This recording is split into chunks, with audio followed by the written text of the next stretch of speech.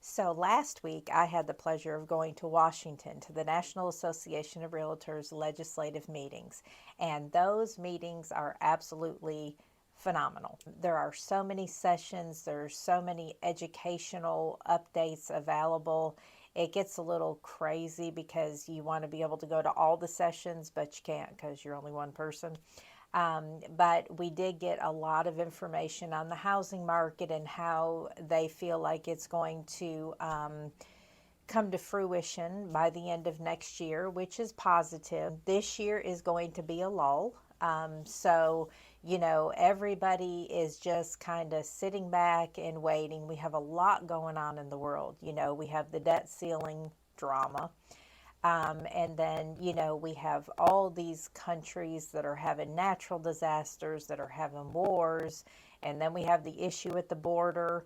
And, so all of those things accumulatively, they sit in the back of people's minds. It stops people from making these big life decisions like purchasing a house.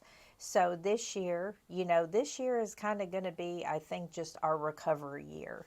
And, we're going to see, I don't think we're going to see a lot of value in the housing market drop just because in our area anyway, Greenville, Anderson, Pickens, Oconee, we still have good jobs.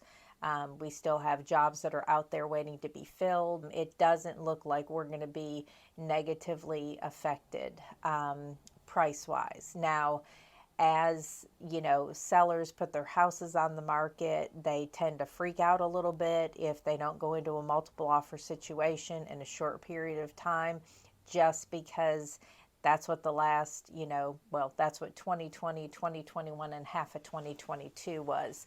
But it's going to take a little bit longer, but it doesn't mean that you're going to not still have additional equity for this year in your house. It's just not going to be as excessive as it has been in the past couple years, but we're still in a good situation in the upstate.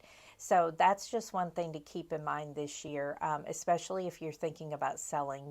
Don't get freaked out if you put your house on the market and it sits for a little while, because actually that's good. You can get more people through. People aren't pressured, so therefore they will more than likely stay in the contract if they put one on your house.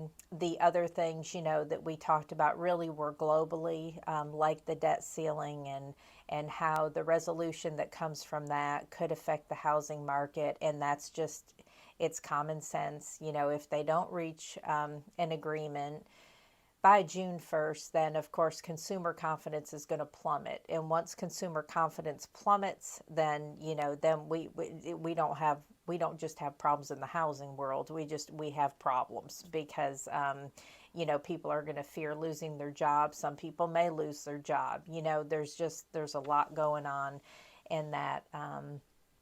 Associated with how that works out. It is projected that we are going to have a really good housing market next year. I think a lot of these things that are going to play out this year is just going to bring some consumer confidence back to the working class, which of course is the driving force to the economy, to the housing market, to everything. Anyway, we hope to get additional information this year. We get updated typically by the chief economist at the National Association of Realtors about once a quarter. So of course, if anything big starts to come down or change, I will be sure to update everybody. I will send out another newsletter next month with an updated video. And in the meantime, feel free to check out my YouTube channel.